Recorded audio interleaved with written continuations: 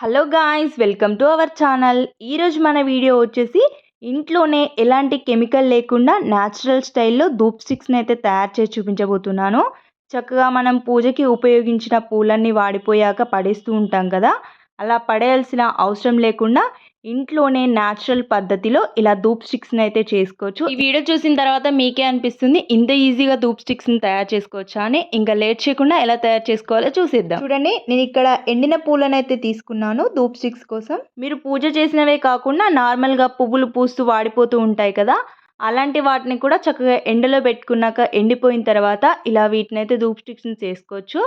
చూడండి, పూలన్నీ కూడా చక్కగా ఇలా ఎండిపోయిన తర్వాత ఇప్పుడు వీటిని అయితే కొన్నిగా మిక్సీ జార్లో వేసుకొని అయితే గ్రైండ్ చేసుకుందాం. కొన్ని పువ్వులు వేసుకున్న తర్వాత ఇక్కడ నేను కొబ్బరి పీచు వేసుకుంటున్నాను. ఇక్కడ కొబ్బరి పీచు అనేది మీకు ఇష్టం ఉంటే వేసుకోవచ్చు, లేదంటే స్కిప్ చేసేయచ్చు. అలాగే 2 ఇంచుల వరకు దాల్చిన చెక్క, 10 నుంచి 12 వరకు లవంగాలు, అలాగే కొంచెం ముద్ద కర్పూరం, ఒక 15 నుంచి 20 వరకు కర్పూర బిళ్ళలు వేసుకొని ఇలా వీడియోలో చూపించిన విధంగా అయితే గ్రైండ్ చేసుకోవాలి. మీకు వీలైనంత మెత్తగా అయితే దీన్ని గ్రైండ్ చేసుకోవాలి. ఇలా గ్రైండ్ చేసుకున్న పొడిని ఒక జల్లెల్లోకి వేసుకొని చక్కగా ఇలా అంతా కూడా జల్లించుకోవాలి. ఇలా జల్లించుకోవడం వల్ల చూడండి, ఇక్కడ వీడియోలో చూపిస్తున్న విధంగా ఎక్స్ట్రా పీస్ అనేది ఏమన్నా ఉంటే ఇందులో ఆగిపోతుంది, లేదంటే ధూప్ స్టిక్ చేసుకునేటప్పుడు మనకు అవి విరిగినట్లు వస్తాయి. కాబట్టి చక్కగా అంతా కూడా ఇలా అయితే జల్లించుకోవాలి. ఇలా అంతా కూడా జల్లించుకున్న తర్వాత చూడండి, ఇక్కడ మనకు కొంచెం పీచుగా అయితే వచ్చింది. ఇప్పుడు మీరు కావాలనుకుంటే దీన్ని మళ్ళీ మిక్సీ జార్లో వేసుకుని అయితే మిగతా పువ్వుల్ని వేసుకొని గ్రైండ్ చేసుకోవచ్చు, లేదంటే కనుక మిగిలిన పువ్వుల్ని గ్రైండ్ చేసుకుంటే అయిపోతుంది. చూడండి, ఇక్కడ అంతా కూడా మళ్ళీ గ్రైండ్ చేసుకున్న తర్వాత ఇప్పుడు దీన్ని కూడా జల్లెల్లో వేసుకుని అయితే చక్కగా ఇలా అంతా కూడా జల్లించుకోవాలి. ఇప్పుడు మిగిలిన పీచునంతా కూడా తీసేసుకోవాలి. చూసారు కదా, మనకు చక్కగా ఇలా అంతా కూడా ఎలా పొడిలాగా అయితే వచ్చిందో. ఇప్పుడు ఇందులోకైతే ఆవు నెయ్యిని వేసుకుందాం.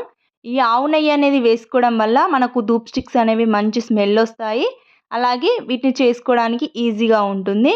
ఇలా కొద్దిగా ఆవు నెయ్యిని వేసుకుంటూ అయితే మనకు అంతా కూడా కలిసేలాగా కలుపుకోవాలి. మనకు ఈ ధూప్ స్టిక్స్ అనేవి ముద్దగా వచ్చేలాగా అయితే మనం నెయ్యి వేసుకొని అయితే కలుపుకోవాలి. చూడండి, ఇక్కడ చక్కగా అంతా కూడా ఈ విధంగా అయితే కలుపుకోవాలి. చూసారు కదా, మనకి ఇది కొంచెం ముద్దలాగా అయితే వచ్చింది. ఇప్పుడు వీటిని అయితే ధూప్ స్టిక్స్ చేసుకుందాం. ఇక్కడ వీడియోలో చూపిస్తున్న విధంగా అయితే చేసుకోవాలి. మీకు ఇలా చేతితో చేసుకోవడం కష్టంగా అనిపించినట్లయితే కనుక ఏదైనా బాటిల్ క్యాప్ కానీ, లేదా ఇంకేదన్నా నార్మల్ సిరప్ క్యాపులు ఉంటాయి కదా, అందులో వేసుకొని అయితే వీటిని చేసుకోవచ్చు. కానీ ఇలా చేసుకోవడం వల్ల చక్కగా అందంగా కనిపిస్తాయి. చూడండి, మనకు ఈ ధూప్ స్టిక్స్ అనేవి ఎంత అందంగా వచ్చాయో. చూసారు కదా, ఇలా తయారు చేసుకున్న వాటిని అయితే పక్కకు పెట్టేసుకొని మిగతా అన్నిటిని కూడా ఇదే విధంగా అయితే తయారు చేసుకుందాం. చూసారు కదా, ఇలా చక్కగా మనం బయట కొనాల్సిన పని లేకుండా చక్కగా ఇంట్లోనే మన చేతులతో మనం ఈజీగా అయితే ధూప్ స్టిక్స్ ని ఎంత ఈజీగా తయారు చేసుకోవచ్చో. చూసారు కదా, అన్ని కూడా ఈ విధంగా తయారు చేసుకున్న తర్వాత ఇప్పుడు వీటిని ఒక 1 డే అయితే ఎండలో ఆరబెట్టుకుంటే సరిపోతుంది. 1 డే తర్వాత చూసుకున్నట్లయితే మనకి ఇవి ఆరిపోతాయి. ఆరిపోయిన తర్వాత అయితే ఈ విధంగా ఉంటాయి. ఇప్పుడు వీటినైతే ఇక ఇంట్లో వెలిగించుకోవడమే. వీటిని డైలీ ఇలా ఒకటి ఇంట్లో వెలిగించుకోవడం వల్ల మంచి పాజిటివ్ ఎనర్జీ అయితే వస్తుంది. ఇందులో ఎలాంటి కెమికల్ కూడా ఉండదు కాబట్టి ఈ స్మెల్ని మనం పీల్చినా సరే ఆరోగ్యానికి ఏమవ్వదు. అలాగే దీనివల్ల ఈ స్మెల్కు ఇంట్లో దోమలు, ఈగలు కూడా రాకుండా ఉంటాయి. చూసారు కదా, ఎంత ఈజీగా ఇంట్లోనే న్యాచురల్ పద్ధతిలో అన్ని ఇంట్లో ఉన్న వాటితోనే ఎలా ఈజీగా ధూప్ స్టిక్స్ని అయితే తయారు చేసుకోవచ్చో. వీడియో నచ్చిందా?